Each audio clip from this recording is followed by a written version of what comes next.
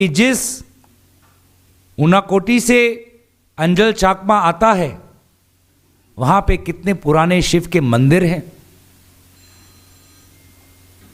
जाइए असम में और गोपुर में जाके देखिए कि किस प्रकार से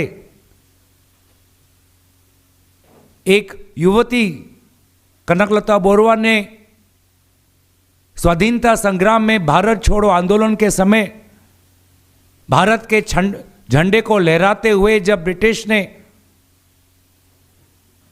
उस पर आक्रमण किया तो उसने हंसते हंसते अपने जीवन का बलिदान दिया। तो ये कहीं हमें समझना चाहिए कि हम और विशेष रूप से आज की सरकार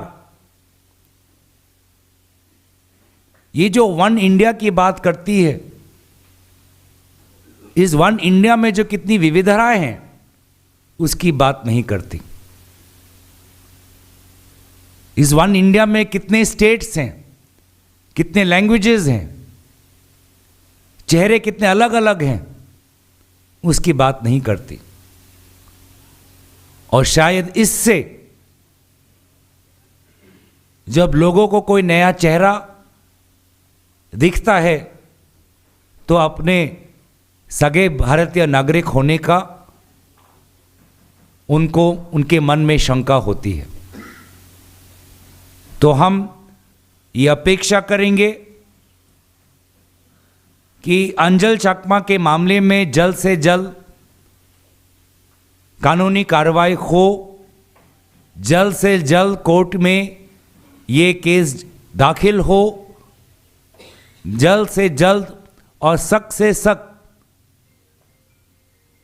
सज़ा उन लोगों को मिले और पूरे देश में ये जानकारी फैले कि कैसे इन लोगों को कोर्ट के द्वारा जल्द से और पूरी पुख्ता जांच के साथ इनको कानूनी दंड दिया गया। और वो एक व्यक्ति जो आज भी फरार है, हम अपेक्षा करेंगे कि इसको जल्द से जल्द पकड़ा जाए। और क्यों एफआईआर दर्ज करने के लिए देरी हुई, समाज को पुलिस पर दबाव बनाना पड़ा, इसको लेकर भी पुलिस की एक इंक्वायरी हो। आज बहुत दुख के साथ मैं अपने बातों को रख रहा हूं और इन्हीं शब्दों के साथ मैं अपना स्टेटमेंट यहां पे समाप्त करता हूं।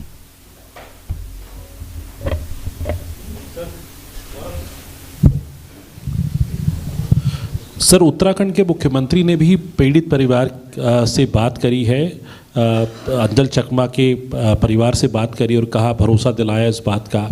त्रिपुरा के मुख्यमंत्री ने भी बयान दिया कि उन्होंने भी रीच आउट किया है उत्तराखंड की सरकार को और कड़ी कार्रवाई की जाएगी और 4 लोगों की गिरफ्तारी की बात रखी है।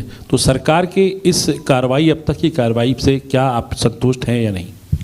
मैंने एक विशेष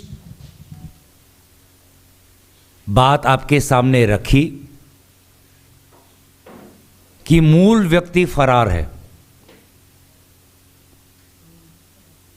उसको पकड़ा नहीं गया। ये आप सरकार की सफलता या सरकार की विफलता समझेंगे।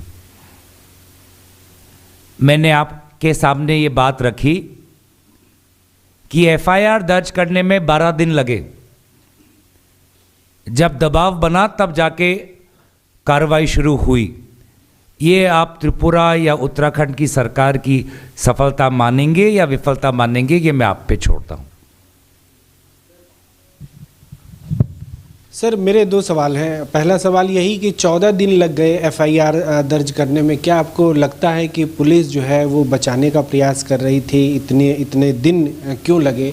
और दूसरा सवाल सर इस मुद्दे से हटके है, आज गृह मंत्री अमित शाह जो है वो असम में थे, उन्होंने कहा कि घुसपैठिए को असम से बाहर निकालेंगे। दोनों पे आपके रिएक्शन?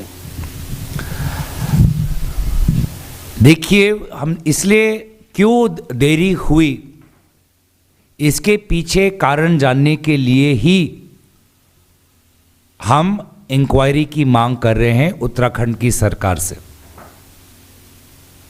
और कहीं ये आइसोलेटेड केस तो नहीं, हर दिन देश के किसी कोने में कोई पुलिस थाने में केस ऐसे नहीं दर्ज हो रहे। इसको लेकर भी केंद्र गृह मंत्री सक्रिय हो और इमीडिएट रिव्यू ले डीजीपीस के साथ। जहां पर केंद्र गृह मंत्री असम के भ्रमण पर है, आपने देखा कि जो मूल विषय है आज के तारीख में कि 6 शेड्यूल में भाजपा का एक सदस्य का घर जो मुख्यमंत्री हिमंत बिश्व शर्मा जी के करीब है, जो वहाँ के 6 शेड्यूल काउंसिल के चीफ है, लोग उससे और उनके कार्रवाई और कार्यकाल से इतने नाराज हैं कि उसका घर जला दिया। 6 शेड्यूल ये इनके निगरानी खुद केंद्र गृह मंत्री करते हैं। कुछ ही दिन पहले वे व्यक्ति चीफ, कार्बी आंगलॉन्ग के चीफ, भाजपा के चीफ दिल्ली में थे, केंद्र गृह विभाग से मिले भी। उनकी फोटो भी है केंद्र गृह मंत्री अमित शाह जी के साथ। और लोगों का मानना यह भी है कि वहां की सरकार खैरोनी मामले को लेकर 2 वर्षों तक सिर्फ दिलासा ही दे रही थी, जिसके कारण लोगों की नाराजगी बढ़ी, भूख हड़ताल पे थे। असम के मुख्यमंत्री हिमंत बिश्व शर्मा जी ने यह वाजिब समझा कि रात के 3 बजे पुलिस भेजकर उन शांति से भूख हड़ताल करने वाले प्रदर्शनकारी को वहां से घसीटकर दूर, उनके गृह जिला से दूर गुवाहाटी भेजा जाए, जबकि गृह जिला में ही हॉस्पिटल है। बिना किसी को बोले हुए रात के 3 बजे, उस समय इतना शोर था कि लोगों को पता नहीं चल रहा था कि क्या हो रहा है, क्यों हो रहा है। तो रात में मैनिपुलेटेड तरीके से जोर जबरन करके उन प्रदर्शनकारियों को वहां से उठाया, और ऐसे कार्रवाई से लोग नाराज हुए। पर दुख की बात यह है कि उन लोगों को, कार्बी लोगों को आज अपने ही घर में गो बैक सुनने को मिला। इससे और दुख की बात नहीं हो सकती। और मैं बस इतना ही कहना चाहूंगा कि केंद्र सरकार नहीं समझ रही, उत्तर पूर्वांचल के लोगों के दिल में जो ये सुलगते हुई नाराजगी है सरकार के प्रति, उसको नहीं समझ रही। ना वो मणिपुर में समझे, ना वो असम के कार्बी आंगलॉन्ग में समझे, ना आपने देखा कि उत्तर पूर्वांचल में कितने लोग आए एसटी स्टेटस मांगने के डिमांड को लेकर, और ना आज भी अंजल चकमा के इस मामले को लेकर जो लोगों के, उत्तर पूर्वांचल के लोगों के बीच में जो एक शंका है, उसको नहीं समझ रही। उत्तर पूर्वांचल तो बस प्रधानमंत्री मोदी, उत्तर पूर्वांचल के लोग तो प्रधानमंत्री मोदी जी के लिए तो प्रॉप है कि वो वहाँ पे जाएंगे, भाजपा वहाँ पर भीड़ इकट्ठा करेगी, 500 रुपये दिए जाएंगे, कोई मुद्दे की बात होगी नहीं, फोटो खिंचवाएंगे और वापस आ जाएंगे। कुछ दिन पहले प्रधानमंत्री मोदी जी मणिपुर गए थे, कितना असफल उनका वो भ्रमण था। मणिपुर के युवाओं से पूछिए, 2 वर्ष तक उन्हें भूला गया। अभी प्रधानमंत्री 2 दिन असम के दौरे पे थे। आपने खुद देखा कि असम में लाखों की तादाद पर के लोग निकल आए। स्वर्गीय जो हमारे संगीतकार हैं जुबिन गर्ग के मृत्यु के पश्चात एक शब्द भी उनके मुंह से निकला नहीं। 2 दिन के भ्रमण में भाजपा के कार्यालय में गए, लेकिन स्वर्गीय जुबिन गर्ग के समाधि स्थल पे नहीं गए वो।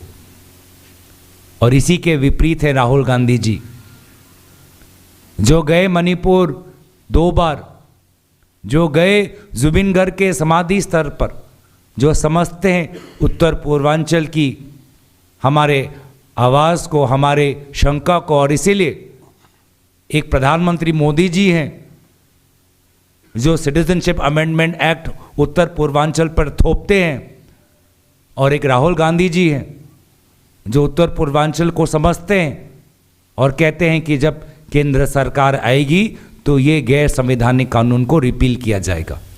गौरव, गृह मंत्री ने कहा कि कांग्रेस पार्टी जो है वो घुसपैठियों को बसाती है। देखिए, भाजपा को 10 साल हो गए शासन में, केंद्र और राज्य में। यही बातें झारखंड में भी कही, और राजनीतिक आरोप लगाना, दुष्प्रचार करना, ये उनकी आदत है।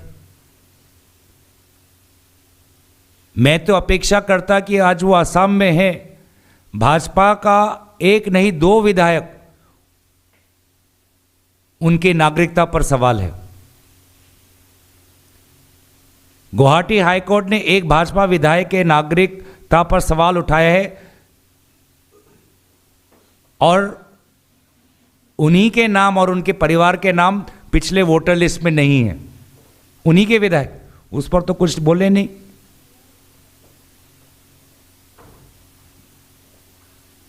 तो जो विधायक जो बाराक वैली में भाजपा के हैं,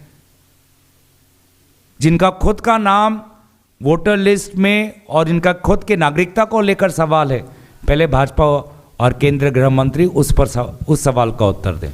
There's a lady here, I think she was raising a question.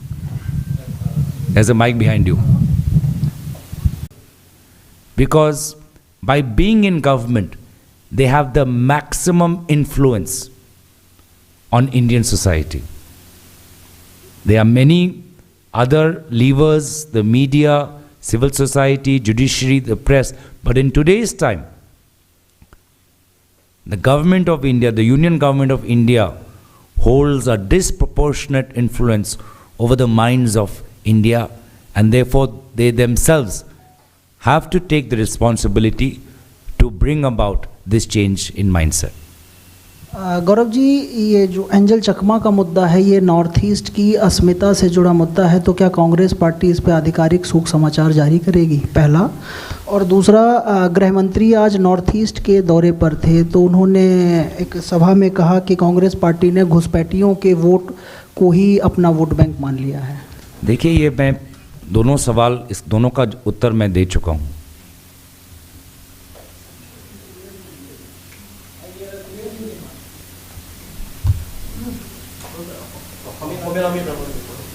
Any other question? मैं बस इतना ही आप लोगों को जानकारी में देना चाहता हूं कि मेरे साथ भी ऐसा हुआ, और शायद बहुत हमारे उत्तर पूर्वांचल के साथ हुआ। जब हम एक बार आगरा गए तो गार्ड ने हमसे पूछा कि आप कहाँ के हो, आप हमें अपना पासपोर्ट दिखाओ। तो आप लोग तो, आपने ये कभी महसूस नहीं किया होगा कि खुद के ही देश में खुद का ही भाई आपसे आपका पासपोर्ट मांग रहा है।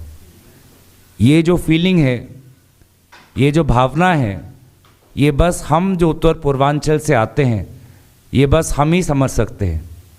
इसमें कितना गम है, कितना दर्द है और कितनी ताकत चाहिए कि इसके पश्चात भी भारत माता की जय, जय हिंद और देश का झंडा अलग अलग मंच पे हम गर्व से लहराते हैं। ये हमारी देशभक्ति और हमारी सहनशीलता और हमारे ताकत का प्रमाण है।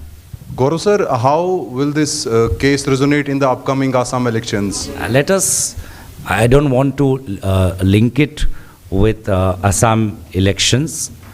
I think for us, this is another set of incidents that we see after Manipur, especially Manipur. Manipur is the single biggest deliberate act of ignorance that the Prime Minister has taken with respect to the Northeast. And no matter how many beautiful words, no matter how many times you visit, the fact that whenever the Northeast is burning or is in grief, whether in the case of Manipur or during the passing away, the funeral to Zubin Garg, Prime Minister is always absent. Thank you.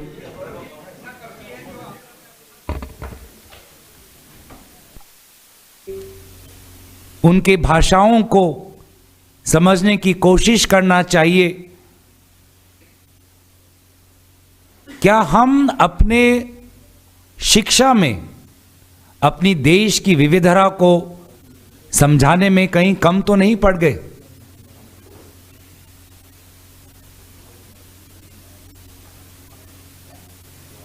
उत्तर पूर्वांचल के लोग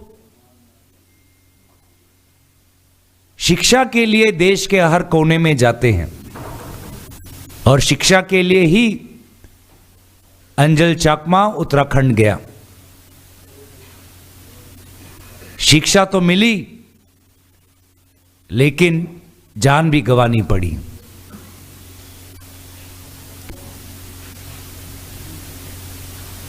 तो क्या सरकार की तरफ से ऐसे भी कुछ कदम लिए जा सकते हैं कि ज्यादा से ज्यादा सरकारी कर्मचारी हो, प्रशासन हो, छात्र हो, देश के विभिन्न कोने से सरकारी खर्च पर वो उत्तर पूर्वांचल जाएं, जाके देखें कि जिस ऊनाकोटी से अंजल चाकमा आता है वहां पे कितने पुराने शिव के मंदिर हैं। जाइए असम में और गोपुर में जाके देखिए कि किस प्रकार से एक युवती कनकलता बोरवा ने स्वाधीनता संग्राम में भारत छोड़ो आंदोलन के समय भारत के झंडे को लहराते हुए जब ब्रिटिश ने उस पर आक्रमण किया तो उसने हंसते हंसते अपने जीवन का बलिदान दिया। तो ये कहीं हमें समझना चाहिए कि हम और विशेष रूप से आज की सरकार ये जो वन इंडिया की बात करती है, इस वन इंडिया में जो कितनी विविधताएं हैं उसकी बात नहीं करती। इस वन इंडिया में कितने स्टेट्स हैं, कितने लैंग्वेजेस हैं, चेहरे कितने अलग अलग हैं, उसकी बात नहीं करती। और शायद इससे जब लोगों को कोई नया चेहरा दिखता है तो अपने सगे भारतीय नागरिक होने का उनको उनके मन में शंका होती है। तो हम ये अपेक्षा करेंगे कि अंजल चाकमा के मामले में जल्द से जल्द कानूनी कार्रवाई हो, जल्द से जल्द कोर्ट में ये केस दाखिल हो, जल्द से जल्द और सख्त से सख्त सजा उन लोगों को मिले और पूरे देश में ये जानकारी फैले कि कैसे इन लोगों को कोर्ट के द्वारा जल्द से और पूरी पुख्ता जांच के साथ इनको कानूनी दंड दिया गया। और वो एक व्यक्ति जो आज भी फरार है, हम अपेक्षा करेंगे कि इसको जल्द से जल्द पकड़ा जाए। और क्यों एफआईआर दर्ज करने के लिए देरी हुई, समाज को पुलिस पर दबाव बनाना पड़ा, इसको लेकर भी पुलिस की एक इंक्वायरी हो। आज बहुत दुख के साथ मैं अपने बातों को रख रहा हूं और इन्हीं शब्दों के साथ मैं अपना स्टेटमेंट यहां पे समाप्त करता हूं।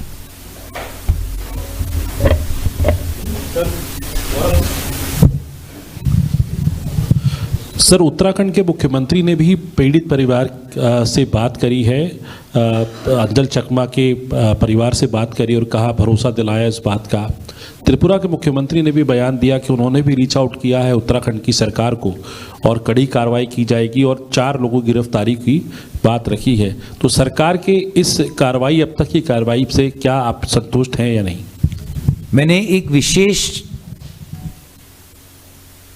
बात आपके सामने रखी कि मूल व्यक्ति फरार है, उसको पकड़ा नहीं गया। ये आप सरकार की सफलता या सरकार की विफलता समझेंगे? मैंने आपके सामने ये बात रखी कि एफआईआर दर्ज करने में 12 दिन लगे, जब दबाव बना तब जाके कार्रवाई शुरू हुई। ये आप त्रिपुरा या उत्तराखंड की सरकार की सफलता मानेंगे या विफलता मानेंगे, ये मैं आप पे छोड़ता हूं। सर, मेरे 2 सवाल हैं। पहला सवाल यही कि 14 दिन लग गए एफआईआर दर्ज करने में, क्या आपको लगता है कि पुलिस जो है वो बचाने का प्रयास कर रही थी, इतने दिन क्यों लगे?